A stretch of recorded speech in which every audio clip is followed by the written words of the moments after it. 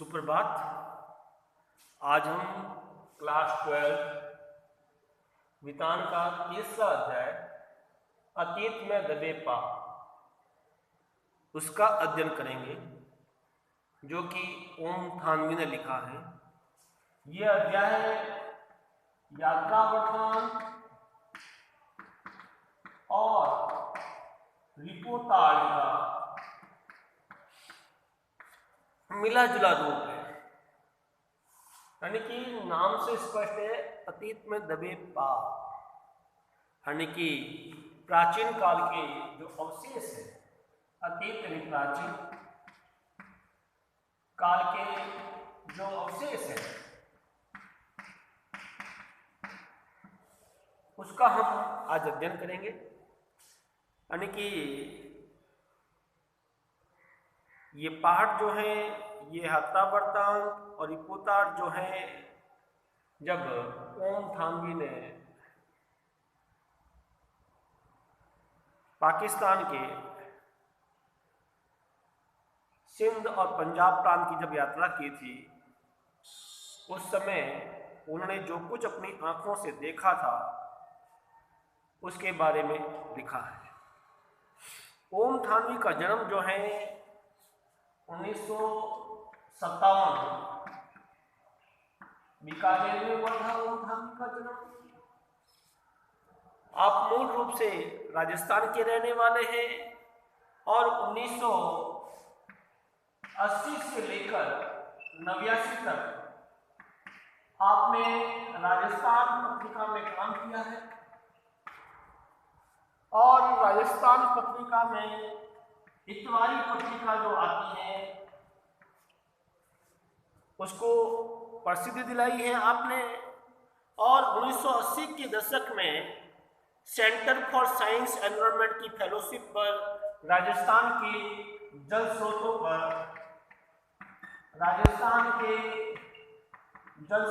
पर आपने अध्ययन किया है। अब हम इस अध्याय के बारे में समझते हैं।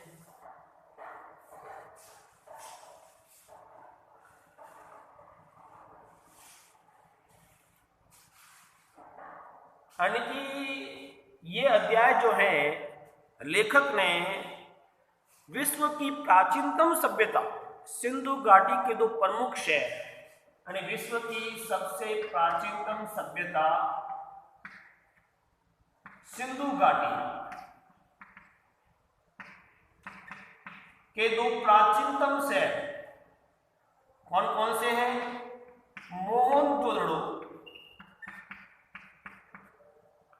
और हड़प्पा का जीवंत शैली में वर्णन किया। यानी इन दो शहरों का उन्होंने जीवंत शैली में वर्णन किया है। हमारा देश 1947 को स्वतंत्र हो गया और ये सिंधु घाटी सभ्यता से संबंधित जो स्थान है, आज़ादी के बाद दोनों जो है पाकिस्तान में चले गए और ये मोहनजोदड़ो जो है वो पाकिस्तान के सिंध प्रदेश में है। स्थान हड़प्पा जो है पाकिस्तान के पंजाब प्रांत में है। लेकिन यहाँ पर ज़्यादा खुदाई नहीं हो सकी हड़प्पा में, क्योंकि वहाँ पर रेल लाइन बिछ गई थी। इस कारण से ये स्थान जो है विकास की भेंट चढ़ गया और मोहनजोदड़ो और हड़प्पा ये दोनों जो है ताम्रकालीन सभ्यता है। ये दोनों ताम्रकालीन सभ्यता है। ये इलाका 200 हेक्टेयर में फैला हुआ था और वहां की आबादी लगभग 85,000 थी। और यही नहीं, सन 1922 में जब राखलदास बनर्जी वहां पर एक ऊंचा टीला है, उस स्तूप की खुदाई करने के लिए गए थे। उनका मकसद एक ही था, उद्देश्य एक ही था कि स्तूप की खुदाई करनी है। लेकिन खुदाई के दौरान उनको जो अवशेष मिले हैं, उन अवशेषों के आधार पर कहा जा सकता है कि विश्व की सबसे प्राचीनतम सभ्यता कोई है तो भारत की थी। और इस सभ्यता ने मिस्र और मेसोपोटामिया यानी इराक की सभ्यता को भी पीछे छोड़ दिया। इस तरह से हम कह सकते हैं कि विश्व की सबसे प्राचीनतम सभ्यता सिंधु घाटी सभ्यता थी। सिंधु नदी के किनारे ही ये दो नगर बसे हुए थे। एक का नाम मोहनजोदड़ो, दूसरा का नाम हड़प्पा है। और सबसे बड़ी बात यह है कि यहाँ पर ईसा पूर्व के निशान मिले, यानी ईसा पूर्व के निशान मिले। यह है एक सिंधु घाटी सभ्यता के बारे में सामान्य जानकारी जो इस अध्याय में दे रखी है। अब इसकी खुदाई में क्या क्या मिला है हम इसका जिक्र करते हैं।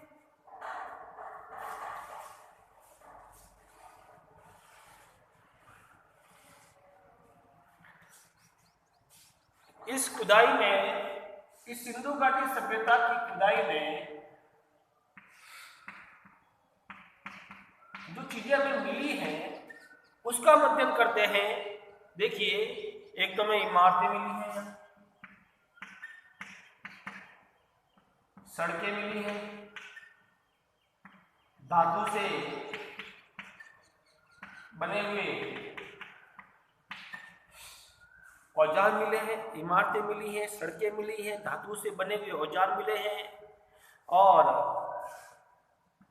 चाक पर बने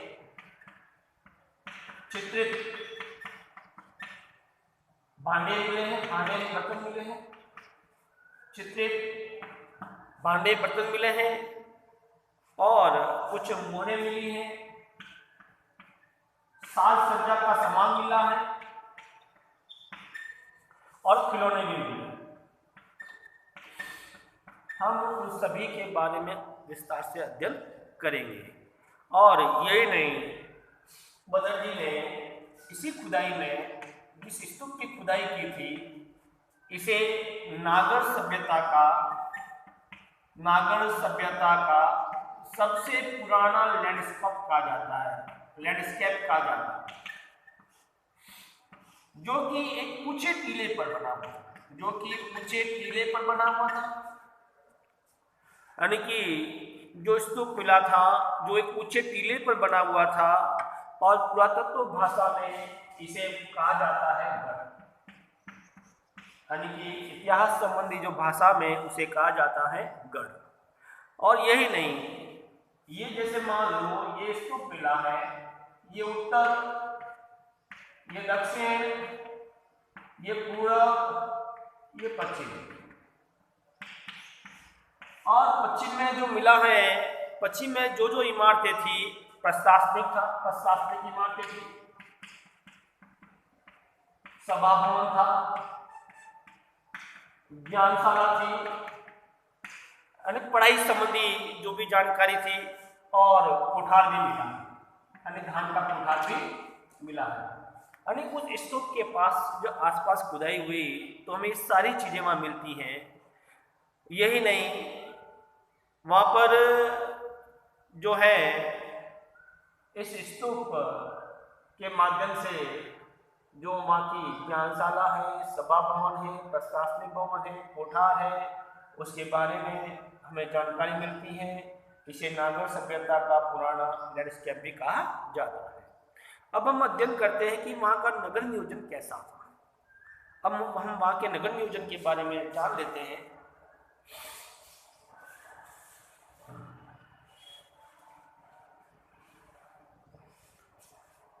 सिंधु घाटी सभ्यता का नगर नियोजन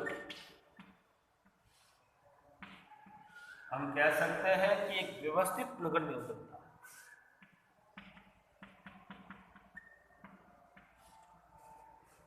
एकदम व्यवस्थित नगर नियोजन था, और वहां सभी सड़कें सीधी या आड़ी होती थी वहां पर सभी सड़कें। वास्तुकार इसे ग्रिड प्लान कहते हैं। वास्तुकार इसे ग्रिड प्लान कहते हैं। और ऐसी ही शैली हमें चंडीगढ़ और इस्लामाबाद में देखने को मिलती है। यानी कि वहां का नगर नियोजन व्यवस्थित था, सभी सड़कें सीधी व आड़ी मिली हैं। वास्तुकार इसे ग्रिड प्लान कहते हैं। चंडीगढ़ और इस्लामाबाद इसके उदाहरण हैं। और इस नगर नियोजन के तहत चबूतरे के पीछे एक गढ़ था। चबूतरे के पीछे जो गढ़ था, पूर्व में रईसों की बस्ती थी, अमीर लोगों की बस्ती थी,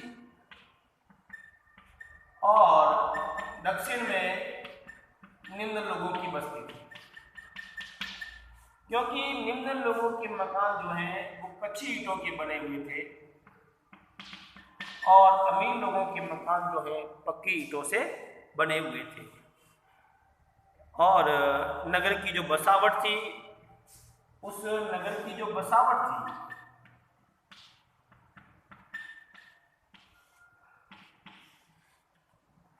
उस नगर की बसावट थी कि एक ऊंचे स्थान पर था, ताकि क्योंकि सिंधु नदी में अगर बाढ़ भी आ जाए तो ये इस नगर जो है बच सकता है।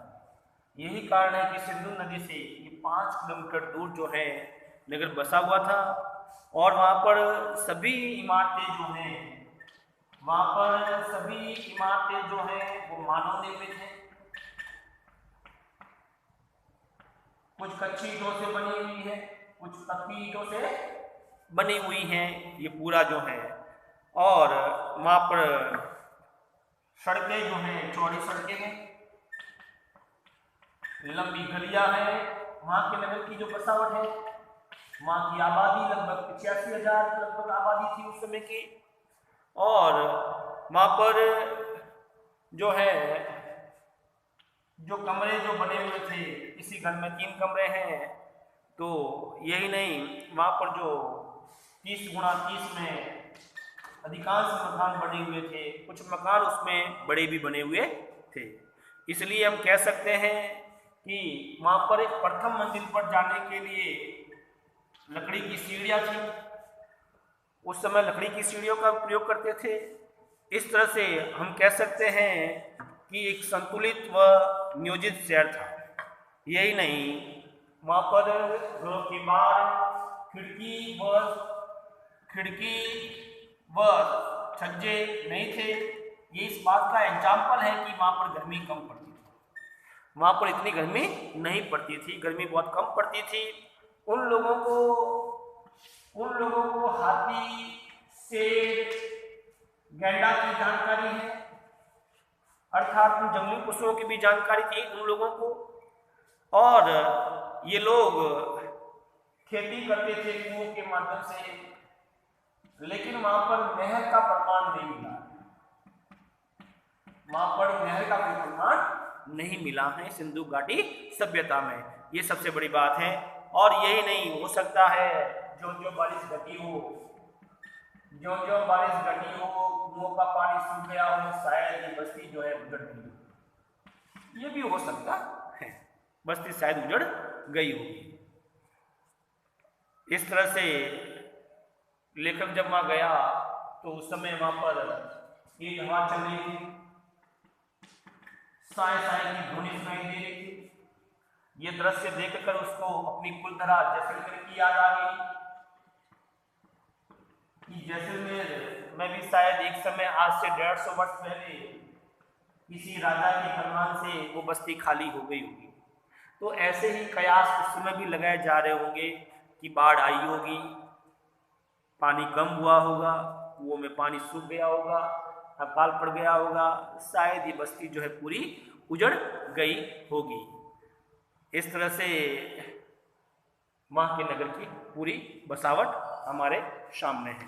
फिर है हम वहाँ की जो सभ्यता और संस्कृति जो है उसको हम कई बार एग्जाम में प्रश्न पूछा जाता है कि वहाँ की सभ्यता और संस्कृति को जल संस्कृति सभ्यता भी कह सकते हैं। कैसे कह सकते हैं? नंबर 1, 5 महाकुंड। वहाँ पर एक बड़ा महाकुंड मिला है, ये जिसको हम जलकुंड भी कह सकते हैं। वहाँ पर एक महाकुंड मिला है, एक जलकुंड भी मिला है।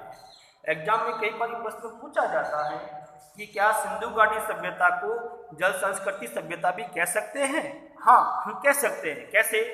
क्योंकि वहाँ पर जो जलकुंड मिला है 40 × 25 × 7 यानी कि 40 फीट लंबा, 25 फीट चौड़ा और 7 फीट गहरा। ये जलकुंड जो है पक्की ईंटों से बना हुआ है। ये पक्की ईंटों से बना हुआ है, ये सबसे बड़ी बात है। और वहां पर जो ईंट का अनुपात होता है 1:2:4 में ईंट होती है। और जलकुंड में जो नीचे में जो है पक्की ईंटें लगी हुई थी और उसमें गारे और चूने का इस्तेमाल करके उसको जो नीचे जो फर्श होता है उसको पक्का बनाया गया था।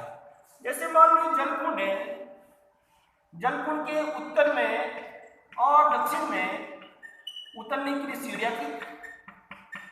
उत्तर और दक्षिण में उतरने के लिए सीढ़ियां बनी हुई थी। और यही कारण है कि उस टीले के आसपास के मार्ग को देव मार्ग भी कहा जाता है।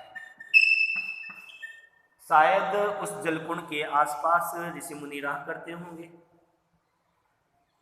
ऐसा माना जाता है। इस कारण से उसको जो है देव मार्ग भी कहा जाता है। यही नहीं, उस कुंड से जो पानी बाहर निकलता था वो सारी पक्की नालियां बनी हुई थी और ये सारी नालियां ढकी हुई थी।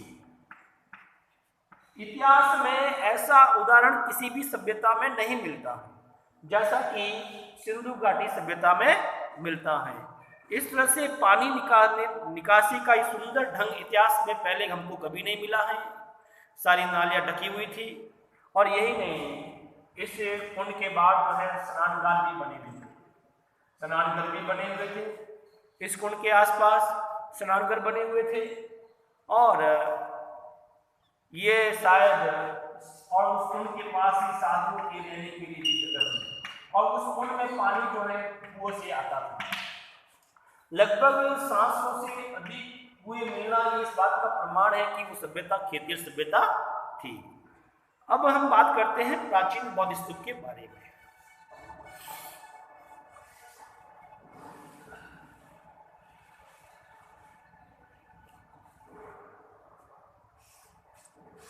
प्राचीन बौद्ध स्तूप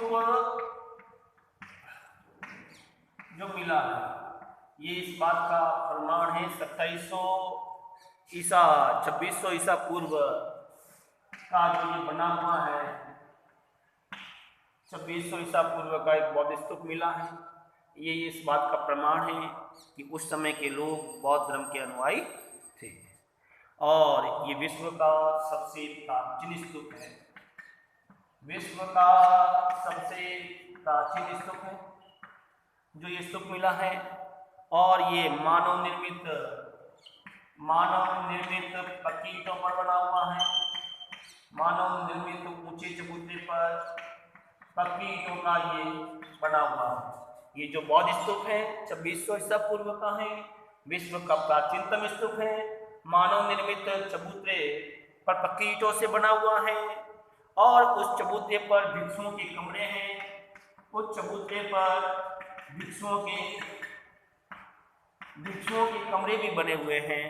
यही नहीं, गढ़ के एक कोने पर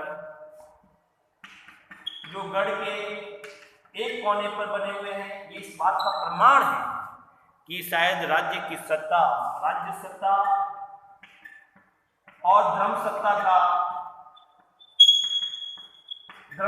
का केंद्र बिंदु यही स्तूप था।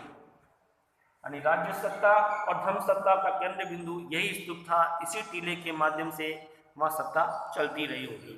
और ये चार दीवारी के भीतर जो है सारी बनावट उसकी बनी हुई है। ये चार दीवारी के भीतर का सारा, चार दीवारी के भीतर राज्य सत्ता और धर्म सत्ता का केंद्र बिंदु था। लेकिन अब ये इमारत आज भी अपने मूल स्वरूप में तो है, लेकिन उसके आसपास का सारा भाग जो है वो खंडर हो गया है। यह है बौद्ध स्तूप के बारे में। अब हम बात करते हैं सिंधु घाटी का। सिंधु घाटी सभ्यता में कृषि और व्यापार कैसे होता था, उसके बारे में हम अध्ययन करते हैं।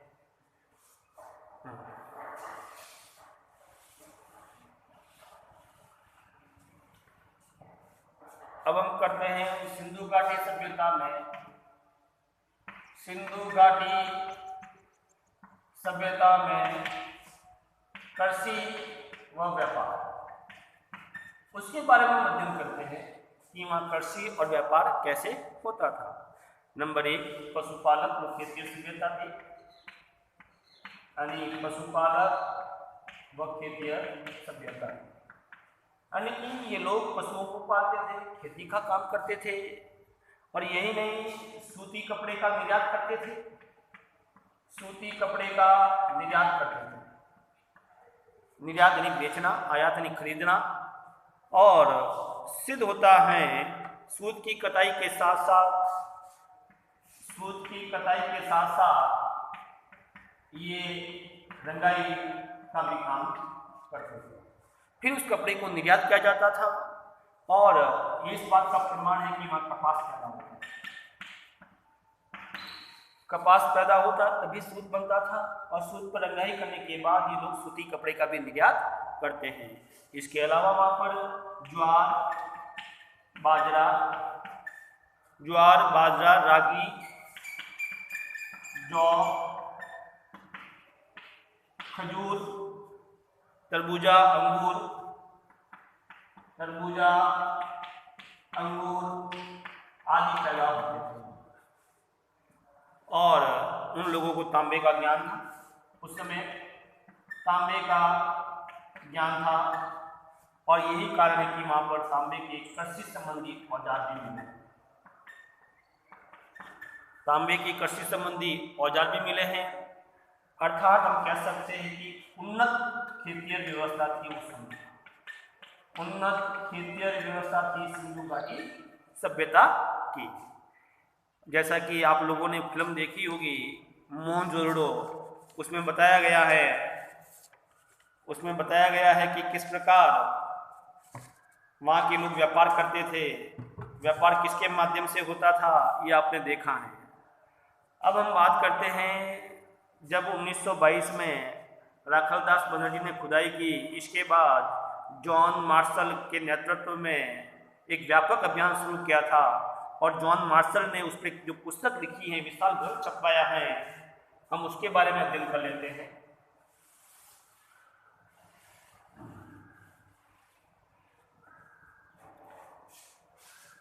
अब जॉन मार्शल,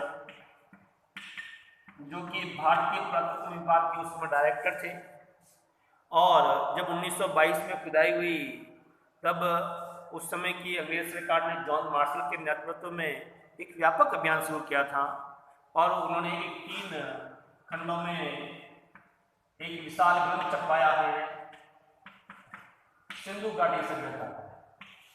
इसमें किन किन बातों का जिक्र है हम उसका भी अध्ययन करते हैं, क्योंकि वहाँ पर उन्होंने अपनी पुस्तक में बैलगाड़ी के बारे में बताया है।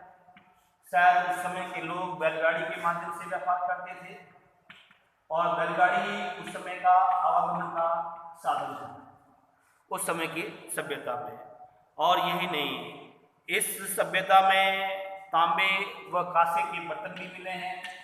तांबे व कांसे के बर्तन का भी जिक्र किया उन्होंने कि ये लोग तांबे व कांसे का बर्तन के भी प्रयोग करते थे। और वहाँ पर जो काला पड़ा गेहूँ मिला है, ये इस बात का प्रमाण है कि वे लोग गेहूँ की भी खेती करते थे। चौपड़ की गोटियाँ मिली हैं, चौपड़ की गोटियाँ मिली हैं, इसे खेलने का साधन रहा हो। कुछ मोहरें मिली हैं, वाद्य मिले हैं, वाद्य यंत्र मिले हैं, मिट्टी के बर्तन मिले हैं, मिट्टी के बर्तन मिले हैं। और यही नहीं, मापतोल का पत्थर मिला है। 2 पाटों वाली चक्की मिली है, 2 पाटों वाली चक्की मिली है, जिससे ये लोग अनाज पीसते थे। और यही नहीं, वहाँ पर कंघी मिली हैं, कंघियाँ भी मिली हैं। और पत्थर के मिलना शायद उस समय की ये समृद्धिशील सभ्यता थी, यानी कि उस समय के लोग पत्थर से, तांबे से भी औजार बनाते थे। और यही नहीं, मिट्टी की गाड़ी जो है, उस समय जो मिट्टी की जो गाड़ी मिली है, बैलगाड़ी जो है, हम बैलगाड़ी की बात करते हैं। उस समय लोग जो हैं उस बैलगाड़ी में पत्थर के पहिए का प्रयोग करते थे या लकड़ी के पहियों का प्रयोग करते थे। लेकिन समय बदलता गया, आजकल बैलगाड़ी में लोग जो हैं जिप के पहिए प्रयोग करने लगे। ये नहीं, आजकल तो ऊंट गाड़ी में हवाई जहाज के जो पहिए उतरते हैं उनका भी प्रयोग किया जाने लगा। यानी समय के साथ हर चीज में बदलाव आता गया। और यही नहीं, अधिकतर जो है सारा सामान कराची, लाहौर, दिल्ली और लंदन, कराची, लाहौर, लंदन और दिल्ली के अजायब घर में 50,000 से अधिक जो है सामग्री मिली है, वो सारे अजायब घर में मौजूद हैं। जब भी आपको समय मिले, आप वहाँ जाकर सिंधु घाटी सभ्यता से संबंधित सारी चीज़ें देख सकते हैं। और यही नहीं, और वहाँ की जो सभ्यता थी पूरी लो प्रोफाइल सभ्यता थी। लो प्रोफाइल सभ्यता थी अर्थात वहाँ पर किसी प्रकार का कोई दिखावा नहीं था। वहाँ पर किसी प्रकार का कोई दिखावा नहीं था। वहाँ पर लघुता में भी महत्व था, लो प्रोफाइल सभ्यता थी। और इसलिए कहा जाता है कि सिंधु घाटी सभ्यता का, इसलिए कहा जाता है कि सिंधु घाटी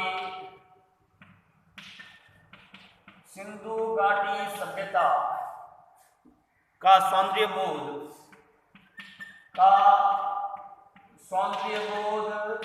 राजपोषित या धर्मपोषित न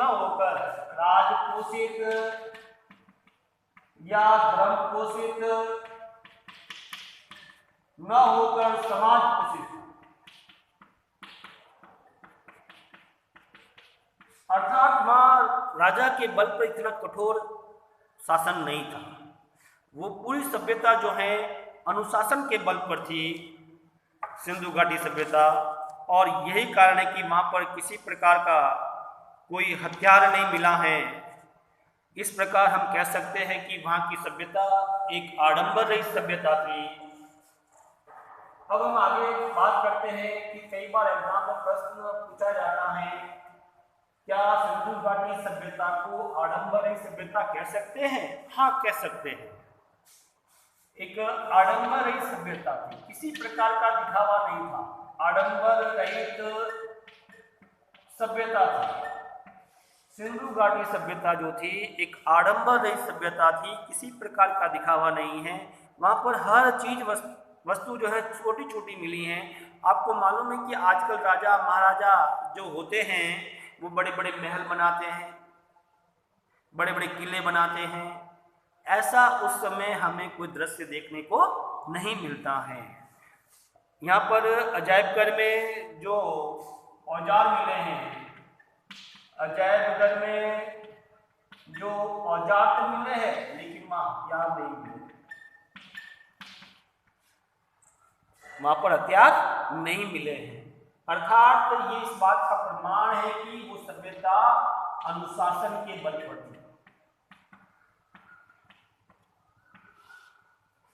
यानी कि वहां पर अनुशासन के माध्यम से शासन होता था, किसी प्रकार का प्रेशर नहीं था, किसी प्रकार का कोई दबाव नहीं था। यही कारण है कि उस सभ्यता को शांतिप्रिय सभ्यता भी कहा जाता है। यही कारण है कि इस सभ्यता को शांतिप्रिय सभ्यता भी कहा जाता है। और जिसने इतनी महान सभ्यता को जन्म दिया, महान सभ्यता को जन्म दिया। और यहाँ पर न तो हमें बड़े महल मिले हैं, न बड़े मंदिर मिले हैं, न बड़े किले मिले हैं, अर्थात किसी प्रकार का आडंबर नहीं था, किसी प्रकार का आडंबर नहीं था, किसी प्रकार का कोई दिखावा उस सभ्यता में नहीं था। यहाँ तक कि नरेश के सिर पर जो मुकुट होता था, वहाँ के राजा नरेश के सिर पर जो मुकुट होता था, वो मुकुट भी हमें छोटा मिला। यही नहीं, वहाँ पर जो हमें नावें मिली है उस समय, वो नावें भी उस समय छोटी मिली है। यानी कि किसी प्रकार का कोई दिखावा उस समय था ही नहीं। इन तथ्यों के आधार पर हम कह सकते हैं, इन तथ्यों के आधार पर हम कह सकते हैं, इन तथ्यों के आधार पर हम कह भी सकते हैं कि वो आडंबर एक सभ्यता थी, किसी प्रकार का दिखावा नहीं था। हाँ, लेकिन वहाँ पर हमें एक नर्तकी की जो मूर्ति मिली है, नृत्य करने वाले औरत की, ये लोग मनोरंजन की भी शौकीन थे, ये लोग मनोरंजन की भी शौकीन थे, यानी अपना मन बहलाने के लिए वो नृत्यशाला में भी भाग लेते थे। तो इस तथ्य के आधार पर कहा जा सकता है कि ये सभ्यता लोक प्रोत्साहित सभ्यता थी और इसमें किसी प्रकार का कोई दिखावा नहीं था। कई बार एग्जाम में ये भी पूछा जाता है कि क्या हम सिंधु घाटी सभ्यता को लोक प्रोत्साहित सभ्यता कह सकते हैं, कैसे बताइए, ये भी कई बार पूछा जाता है। अब हम बात करते हैं मोहनजोदड़ो और हड़प्पा सभ्यता की कला के बारे में, कि वो कला के बारे में कितना जानते थे, वहाँ की सड़कें कैसी थी, हम उसके बारे में अध्ययन करते हैं।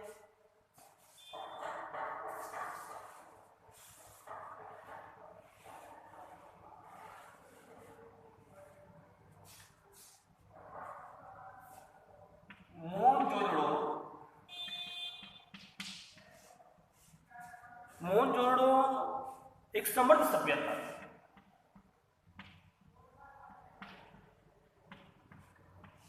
ये लोग कला को अधिक महत्व देते थे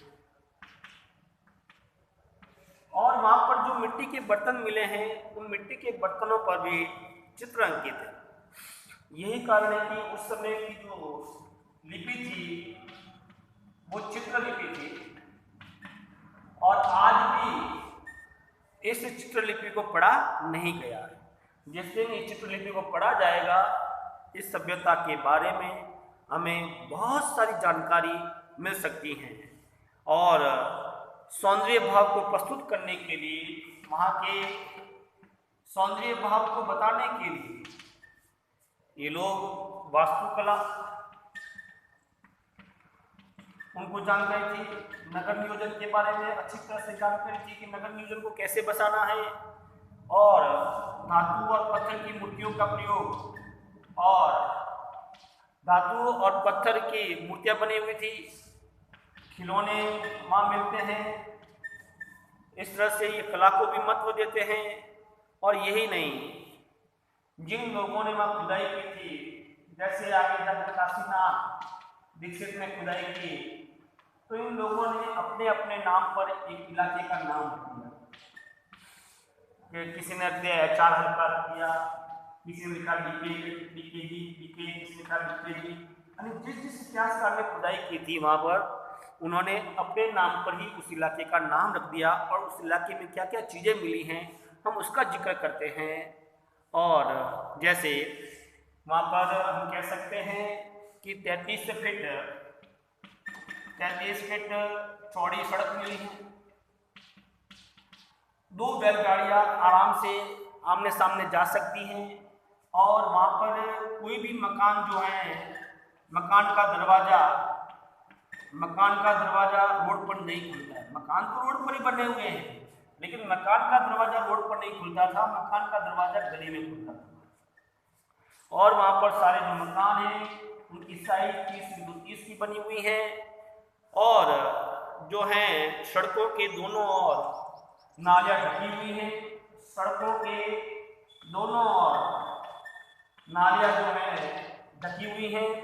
और यही नहीं, घर का जो गंदा पानी जो है एक जगह इकट्ठा होकर फिर नालियों के माध्यम से आगे जाता था। और वहाँ पर बस्ती में कुएं भी मिले हैं, 700 से अधिक कुएं मिले हैं। इस कारण से हम इसको जल संस्कृति भी कह सकते हैं। इस तरह से मोहनजोदड़ो के बारे में विस्तार से बताया गया है। यही नहीं, वहाँ की घरों की दीवारें कोई ऊंची हैं, कोई मोटी हैं, और वहाँ पर कोई घर द्विमंजिला है। और यही नहीं, घरों के बाद दरवाजे छतें नहीं होना। और अगर मान लो कोई बड़ा घर है और बड़ा घर में कोई कमरा बना हुआ है तो उसमें जो है खिड़कियाँ होती थी। और मुखिया के घर में जो मुखिया होता था वहाँ का किसी एरिया का, उस मुखिया के घर में बड़ा आंगन होता था और लगभग 20 कमरे भी होते थे, क्योंकि बड़ा शहर था। शायद उस समय लोग जो बाहर से आते थे व्यापार करने के लिए, वो लोग उस समय वहाँ रहा करते थे। इस तरह से वहाँ की सभ्यता जो है बड़ी संपन्न थी और वो एक व्यापारिक केंद्र बिंदु था। और वहाँ पर अच्छी बारिश होती थी, पानी की अधिकता थी। और वहाँ पर जो है तांबे व कांसे की सुइयां मिली। वहाँ पर अजायबघर में जब हम देखते हैं वहाँ का, तो तांबे व कांसे की सुइयां मिली हैं। और तांबे और कांसे की जो सुइयां मिली हैं, तांबे और कांसे की जो सुइयां मिली हैं, वो इस बात का प्रमाण है कि उस समय के लोग जो हैं कपड़े सीने का भी कार्य करते थे। यही नहीं, काशीनाथ जी को सोने की 3 सुइयां मिली हैं, सोने की 3 सुइयां मिली हैं। शायद वह कशीदाकारी में काम आती थी, कशीदाकारी में काम आती थी। कुछ हाथी दांत की भी सुइयां मिले हैं, वो शायद दरी बुनने में काम आते थे, दरी बुनने में काम आते थे। हाथी दांत की भी सुइयां मिले हैं, वो शायद दरी बुनने में काम आते थे। और यही नहीं, नरेश, वहाँ का जो राजा था नरेश था, उसका मुकुट जो है छोटा मिला है। और उसके बदन पर जो गुलकारी बनी हुई है, दुशाला लगा हुआ है, दुशाल है, वो अजरक प्रिंट की पहचान दिलाता है। अजरक प्रिंट की जो पहचान दिलाता है, आज भी हमारे बाड़मेर में, जैसलमेर में, इस तरफ जो है राजस्थान में अजरक प्रिंट का प्रयोग किया जाता है। अब वर्तमान में मोहनजोदड़ो में खुदाई बंद हो गई है, क्योंकि वहाँ पास में सिंधु नदी बहती है और पानी का रिसाव अधिक हो गया है। और वहाँ पर दलदल की समस्या हो गई है। इस कारण से वहाँ पर जो है खुदाई जो है वर्तमान में बंद कर दी गई है। और दलदल की समस्या के कारण मौजूद जो खंडर है उसको भी संभालना मुश्किल हो रहा है। इस तरह से ये अध्याय जो है यही समाप्त होता है। हम इस अध्याय से संबंधित प्रश्न जो हैं, अभ्यास प्रश्न जो हैं, मैं आपको अगले वीडियो में समझाऊंगा। इस तरह से हम कह सकते हैं कि सिंधु घाटी सभ्यता जो है उसमें खुदाई में क्या क्या मिला है, उसकी नगर की बसावट कैसी थी। यही नहीं, वहाँ का जलकुंड कैसा था, प्राचीन बौद्ध स्तूप कैसा था, वहाँ की कृषि और व्यापार कैसा था, वहाँ की सभ्यता आडंबर रही थी, किसी प्रकार का दिखावा नहीं था। वहाँ की सभ्यता को जल संस्कृति सभ्यता भी कह सकते हैं, वहाँ की सभ्यता को लोक प्रोफाइल सभ्यता भी कह सकते हैं। वहाँ की सभ्यता जो है राज पोषित व धर्म पोषित न होकर समाज पोषित थी, अर्थात समाज के सारे ही सारा काम होता था। इस प्रकार हम कह सकते हैं कि विश्व की सबसे प्राचीनतम सभ्यताओं में से एक है सिंधु घाटी सभ्यता। हम अगले वीडियो में इससे संबंधित अभ्यास प्रश्न करेंगे।